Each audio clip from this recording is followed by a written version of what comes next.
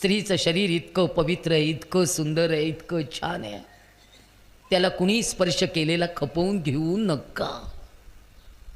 नाही चालत, नाही चालणार, सगळीकडनं अवघडून बसेल.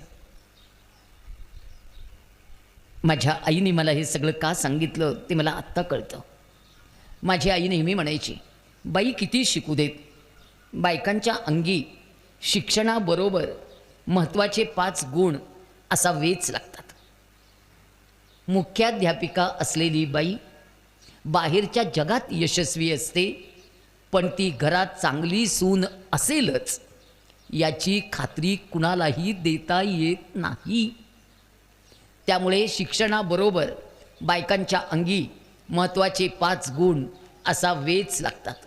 सगळ्यात पहिला गुण, आईने मला जवळ घेतलं, तोंडावरनं हात फिरवला आणि आई मला म्हणाली, तू आमच्या दोघांची मुलगी आहेस, तू आमच्या दोघांचा श्वास आहेस, तू आमच्या 4 भिंतीचा विश्वास आहेस, तू माझ्या उमऱ्याची मर्यादा आहेस आणि तू माझ्या घराची प्रतिष्ठा आहेस.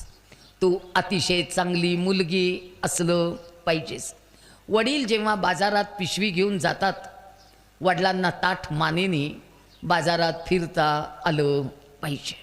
वडिलांचा सन्मान असते मुलगी, वडिलांची प्रतिष्ठा असते मुलगी, उमऱ्याची मर्यादा असते मुलगी. उमरा फार महत्त्वाचा आहे बरं का सगळ्या पुरुषांनो. घराचा उमरा फार महत्त्वाचा आहे, त्याच्याकडे दुर्लक्ष करू नका. पण आमचं दुर्दैव आता इतकं मोठं आहे, हल्ली फ्लॅट सिस्टीमला उमरेच नाही आहेत, बंगल्यांना उमरे नाही आहेत. आम्ही सहजपणे घराचा उमरा काढून टाकलाय. परवा मी सगळ्या इंजिनियर लोकांना बजावून सांगितलं, आमच्या घराचा प्लॅन तुम्हाला पाहिजे तसा तयार करा, पण भारतीय घराचा उमरा शाबूत ठेवा. पाय उचलून टाकताना लक्षात आलं पाहिजे, पाय बरोबर टाकला जातोय का नाही. उमरा पाहिजे घराला आणि वेस पाहिजे गावाला. घरातलं भांडण उमऱ्याच्या बाहेर नाही आणि गावातलं भांडण वेशीच्या बाहेर नाही. दोन्ही मर्यादा पाळाव्याच लागतात.